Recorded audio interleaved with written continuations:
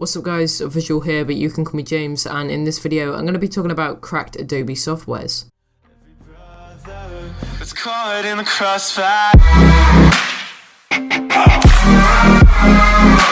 It's caught in the crossfire.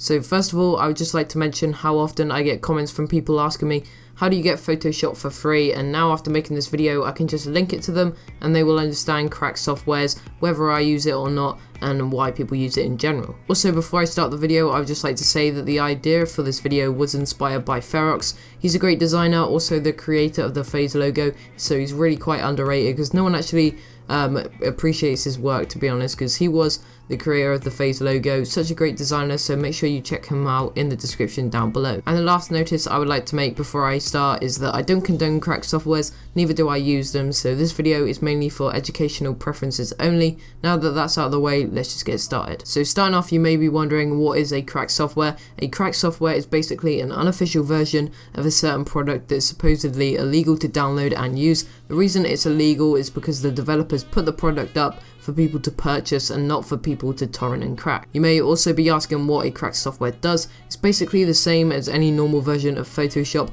but it's almost like an extended trial for people that can't afford the actual version of Photoshop. I will talk about the prices in a minute, but it's for people that don't have enough money to obviously splash out every month for paying for Photoshop, and they're looking for an updated version. Maybe they use something like CS2 at the moment to make their thumbnails, or they even use a free program like GIMP. It's mainly for people that want Photoshop, can't afford it, and they only want it to make simple thumbnails, banners, and just general designs. Like Ferox addressed in his video, cracked softwares really are not bad for people that are going to be investing in Photoshop in the near future.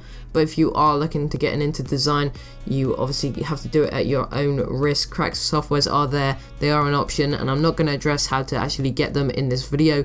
But like I said before, they are there, there's tutorials, there's ways to get it on the internet, and so yeah, if you wanted to get a free version of Photoshop, like I said before, do it at your own risk, as I personally wouldn't recommend it. I think the current price of Photoshop right now is $30 a month, as they did change it from an upfront cost to a monthly cost, which personally I think is quite stupid. I got it when it was just an upfront cost. My granddad actually bought the package as he didn't use it or need it. We simply deactivated it on his computer, reactivated it on mine, and I believe you can only use it across one platform, so that's why we did that. But if you do go to somewhere like college or even a secondary school or high school, you may be able to get your hands on a student discount for Photoshop, which can actually drastically help you in the future of design. Now that you've listened to me explain about cracked programs, you may be asking, if I was to use one, what are the problems with it? And there really aren't any. I know tons of people who use cracked softwares, cracked versions of Adobe products in general, and I would call them professional designers, so there's nothing wrong with using a cracked version of Photoshop or Illustrator,